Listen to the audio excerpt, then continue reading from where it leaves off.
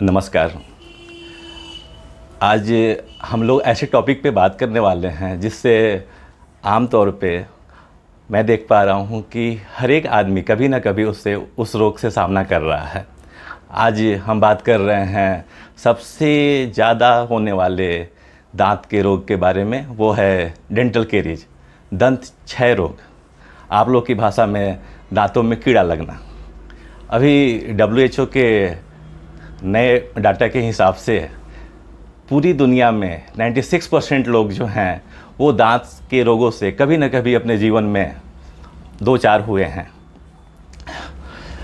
जहाँ तक मैं दंत चिकित्सक होने के नाते मेरा एक अपना अनुभव रहा है कि आम जनता जो है वो दांत को एक रूप में ही लेती है। आम जनता को लगता है कि दांत मेरा ऊपर से लेके अंदर तक सिर्फ एक है, और शायद इसी कारण वो इस चीज़ों पे ज़्यादा ध्यान नहीं दे पाती है। जब दांत में दर्द होता है, तकलीफ़ होती है, तभी वो दंत चिकित्सक के पास पहुंच पाती है।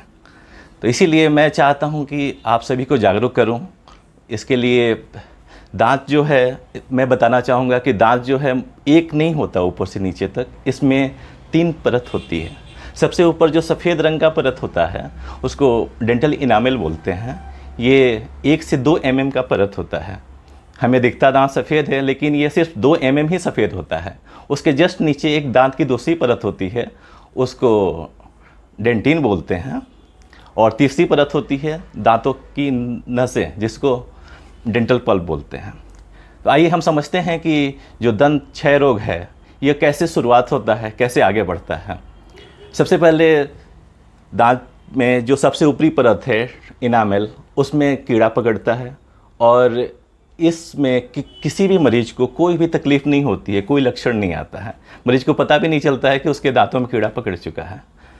जैसे ही वो डेंटल कैरीज इनामेल को डिस्ट्रॉय करने के बाद से डेंटिन तक पहुंचता है दांत की दूसरी परत में, तो अब क्या होता है, अब दांतों में एक छोटा सा गड्ढा बन जाता है जिसमें हम खाना खाते हैं तो खाना फंसने लगता है। प्लस जब हम कोई ठंडा पानी पीते हैं, जैसे फ्रिज का ठंडा पानी, तो दांतों में अंगरन शुरू हो जाती है।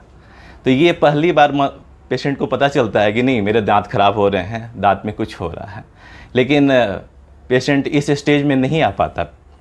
उसके बाद क्या होता है कि वो रोग आगे बढ़ता है और दांत की तीसरी अवस्था, जो दांतों की नसें हैं, वहाँ पे पहुँचता है। वहाँ पे पहुँचते ही अब जो ठंडे पानी से तकलीफ़ हो रही थी, झंझनाहट हो रही थी, वो समस्या कम हो जाती है। अब गर्म चीज़ों से भी तकलीफ़ होने लगती है। गर्म चाय पिएंगे तो भी तकलीफ़ बढ़ जाएगी। रात में सोते समय अचानक से बहुत तेज़ दर्द होता है, इतना तेज़ दर्द कि पेशेंट को केमिस्ट के पास जाना पड़ता है, दांत का दर्द का दवा लेना पड़ता है, तब जाके उसे कुछ रिलीफ मिल पाता है।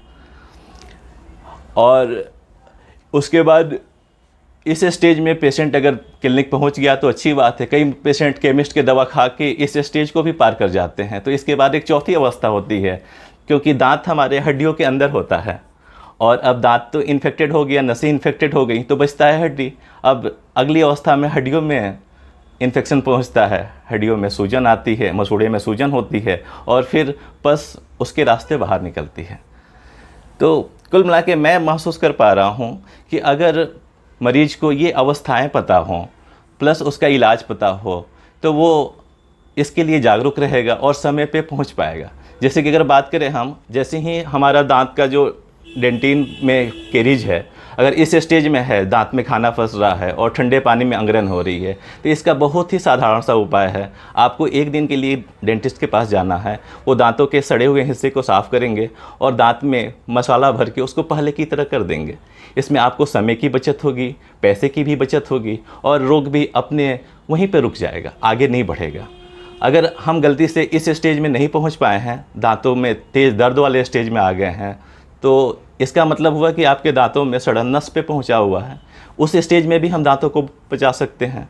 इसमें दांतों के नसों का इलाज करते हैं, इंग्लिश में रूट कैनाल ट्रीटमेंट बोलते हैं, शॉर्ट में RCT, आप लोगों ने सुना होगा इस बात को। तो आज के डेट में RCT करके भी हम दांत को बचा सकते हैं। पहले निकालने की ज़रूरत पड़ती थी, अब हम दांतों को नहीं निकालेंगे, बिना निकाले ही हम दांतों को बचा सकते हैं। तो कुल मिला के मैं ये कहना चाह रहा हूँ कि ये 2-3-4 स्टेजें जो हैं, अगर हम सभी इसके प्रति जागरूक हों और अवस्थाओं को समझें कि नहीं अभी हम दोषी में हैं और उसी अवस्था में ही डेंटिस्ट के पास पहुँचें और अपना इलाज कराएं, तो पैसे और समय की बचत होगी और हमारा स्वास्थ्य भी सही रह पाएगा। तो आज के लिए मैं इतना ही रखते हुए धन्यवाद देता हूँ।